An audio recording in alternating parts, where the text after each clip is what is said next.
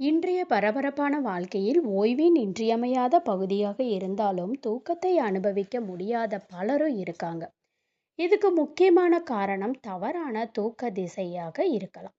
செல்வம் செழிப்பு அடிப்படையில் வீட்டின் வடக்கு திசை மிகவும் நல்லதாக கருதப்படுது. ஆனால் தூக்கத்தின் அடிப்படையில் அது நல்லதாக தோணவில்லை.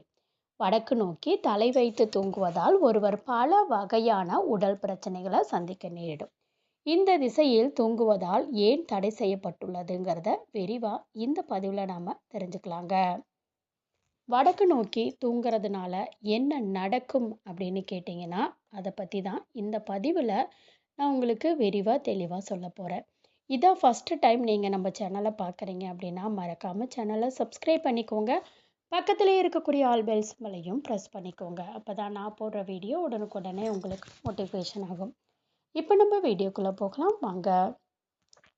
வடக்கு நோக்கி தூங்குறதுனால என்ன நடக்கும் அப்படின்னு கேட்டிங்கன்னா, வடக்கு நோக்கி தலை வச்சு தூங்குறதுனால உங்கள் பாதங்கள் தானாகவே தெற்கு நோக்கி திரும்பும்.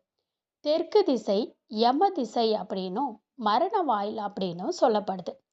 யமனோட பாதம் இந்த திசையில் இருக்கிறது குறிப்பிட்டு அர்த்தம் என்னவென்றால், நாம் தெற்கு திசையில் செல்வாக்கின் கீழ் இருக்கிறோம்.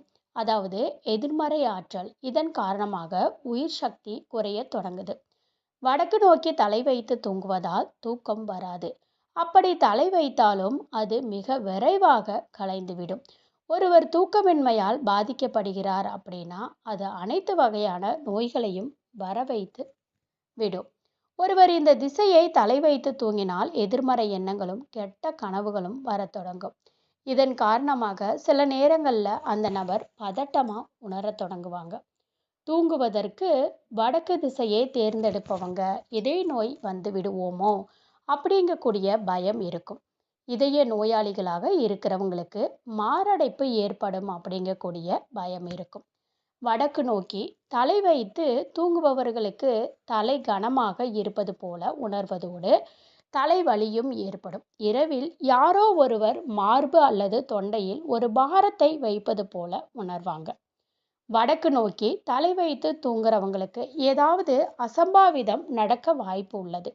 எந்த ஒரு அசம்பாவிதத்தையும் தவிர்க்க தூங்கும்போது உங்க தலையை தெற்கு நோக்கியும் கால்களை வடக்கு நோக்கியும் வையுங்க. இது உடல் ரீதியாக மட்டும் இல்லைங்க, வாஸ்துப்படி உங்களுடைய செல்வத்தை இது குறைத்துவிடும். செல்வ செழிப்பு அப்படிங்கிறது இல்லாமல் இருக்குங்க. அதனால ஒவ்வொருத்தருமே இந்த விஷயத்தில் ரொம்ப கவனமாக இருக்கிறது உங்களுடைய புத்திசாலித்தனம். இந்த பதிவு உங்களுக்கு பயனுள்ளதாக இருந்துச்சுன்னு நினச்சிங்கன்னா மறக்காமல் சேனலை சப்ஸ்கிரைப் பண்ணிக்கோங்க. வீடியோவை லைக் பண்ணிக்கோங்க. நன்றி.